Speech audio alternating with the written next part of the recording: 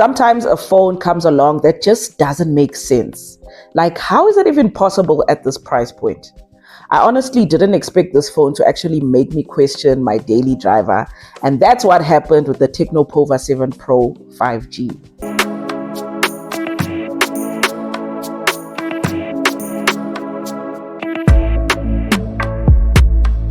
What's up guys, welcome back to AleXplainIT, and today I'll be reviewing the Tecno POVA 7 Pro 5G. This phone completely changed the way I view budget and gaming phones, and maybe by the end of this video you might have the same view, but let's get into it. So reviewing the phone over the past 2 weeks wasn't my first time getting a hands-on feel with the Tecno POVA 7 Pro.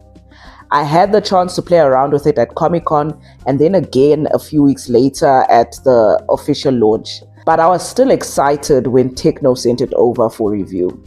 When I first picked it up, I expected the usual: a flashy design, mid-performance, and typical compromises to justify the adjusted mid-range price. But it proved me wrong, fam. So let's rewind and talk about the unboxing. In the box, we get a 45-watt charging brick, a USB-C charging cable, some paperwork, a cover, and the POVA 7 Pro in a color they are calling Geek Black. I genuinely prefer the neon cyan color because it looks a lot more futuristic, but this is fine as well. The Geek Black highlights the details much better and makes it seem a lot more premium. It also comes in dynamic gray, and it's a kind of off-white color, but that isn't available in the South African market. I could immediately see the interstellar spaceship-inspired design with the triangles and the light patterns and the spec descriptions written all over the back of the phone. It adds a very unique touch to it. And you see, I've heard some people say that Tecno is imitating the Nothing phone design, and you would think that, but when you see it in person, they're completely different.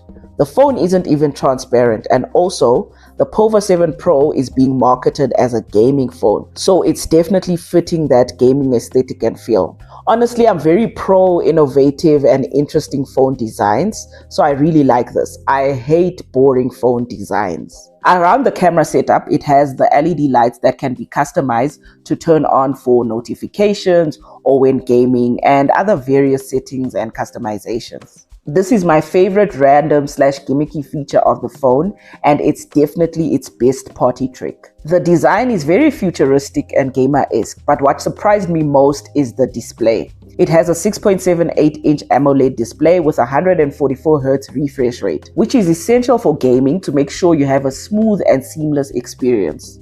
It also has very slim bezels all around the phone with 4500 nits peak brightness, which is a bit disappointing outdoors under very bright light. I've seen brighter displays. Scrolling through TikTok, multitasking, and even just switching between apps is very smooth. But it's not just about the display's speed and responsiveness, but the colors pop nicely. They're not overly saturated, they're just balanced. Watching YouTube or Netflix or even gaming is a very immersive experience. Sometimes I even forgot that I'm using a budget device. And then when you combine this with the Dolby Atmos loud stereo speakers, you start to realize that wait, this phone is not playing around.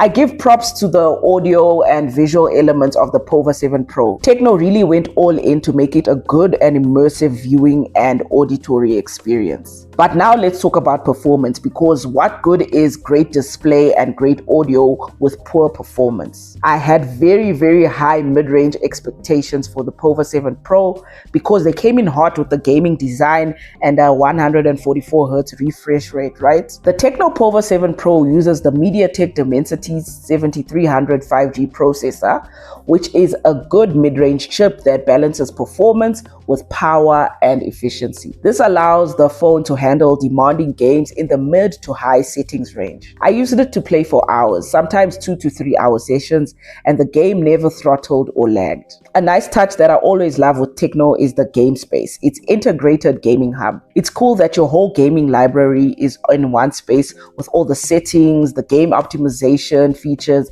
and the usage statistics are all in one place. You can also make some graphic enhancements like adjusting the refresh rate to save your battery. And for the serious mobile gamers out there, you can put it on D&D mode to block calls and notifications when you're in a serious gaming session. But the point is, it really shines on the POVA 7 Pro since it's a gaming phone. So this feature helps you get the most out of the device by reducing the distractions and boosting performance when needed. This specific POVA 7 Pro device that I got had 16 gigs of RAM and 256 gigs of onboard storage. But multitasking was quick, the RAM management was tight, especially with the virtual RAM extension that goes up to 16 gigs. The Dimensity 7300 chip also allows for very solid AI capabilities, and the POVA went heavy on the AI, but we'll get into that in a second. It runs on HiOS 15 Special, and that's where I had to pump the brakes. I absolutely hated it. Not the stability, I found that it was a very stable UI, but the design, I hate it. I don't know, man. It wasn't good. I don't like the new icons, the orange color palette, and also the inconsistency with the app designs. I hate it. So let me be clear. I hate the HiOS 15 Special, which I think is exclusive to the POVA. I really don't mind the standard HiOS 15 that's on other Tecno devices. The battery is great, from its duration to its charging features. It has a 6000 milliamp hour battery that lasts all day and some. Let me tell you, I abused this phone because I wanted to see if it really lived up to the hype. On heavy use days, when I had a lot of gaming, used a lot of it for social media and streaming, and using it on WhatsApp, I could get like 3% battery by the end of the day when I go to bed. And then on regular moderate use days, I had like 13 to 20% battery left, and that could even carry over into the next day. It offers 45 watt wired charging and 30 watt wireless charging, so it charges pretty fast. It goes 0 to 50% in under 30 minutes, and I think the paperwork actually says it's 26 minutes, and it goes 0 to 100% in an hour. I tried and tested it, guys. Very true. It also has 3 charging modes: low temperature mode, smart charge mode, and hypercharge mode. The battery is very reliable and made me comfortable to leave my power bank at home behind if I was out all day. Now let's talk about the camera, because this is also where Tecno phones kind of walk a very fine line. Despite what it looks like, it only has 2 rear camera lenses, not 3. It has a 64 megapixel camera lens and an 8 megapixel ultra wide lens, both with AI support.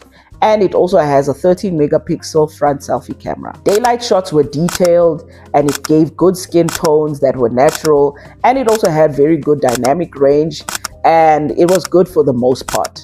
But in low light, it was a hit or a miss. There was some noise in a lot of the pictures, and the colors would start to wash away if you push it. Even taking pictures of the moon, there was this one night where I wanted to take a picture of the moon because it looked so good, and it did have a moon setting, but it still failed dismally. It has one extremely weird camera setting though, called Sky Shop, where it changes the sky when you point the camera at the sky. I found it very weird, because who would want a picture of a fake rainbow or fake clouds when taking a picture of the sky? It doesn't even look realistic. The AI portrait mode was also 50-50 with its edge detection, and the pictures kind of looked very artificial a lot of the times. I think the dual video setting was my favorite, because you could choose between the 2 lenses. You could switch between the standard or the ultra wide lens. I will give the phone some grace though, because it was never marketed as a camera beast. So I didn't have high expectations for its camera. You won't get flagship quality, but it does deliver way more than you expect at this level. But now let's talk about its AI capability. The POVA 7 Pro has a voice assistant called Ella that runs on DeepSeek, and it does very basic and straightforward tasks like summaries and scheduling. Open Instagram.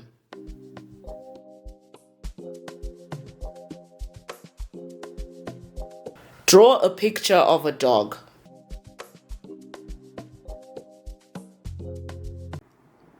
The following images are generated for you. But it also has a lot of other cool AI features. And my favorite has to be Translate, especially given the fact that it has South African languages like Zulu and Afrikaans. Take the Hond Bluff. Tecno also has Circle to Search that's powered by Google and other cool AI features that fly under the radar. I will be doing a full Tecno AI review video soon, so make sure you subscribe to AleXplainIT so you don't miss out on it. There are a few bonus features on the POVA 7 Pro that make the phone pretty cool. For example, there's this one feature called Free Link that allows you to send and receive messages as well as make calls within a 500 to 1 kilometer range in areas that don't have cell signal. It's a very cool feature, but it only works Tecno to Tecno. It also has an NFC wallet, so you can tap to pay.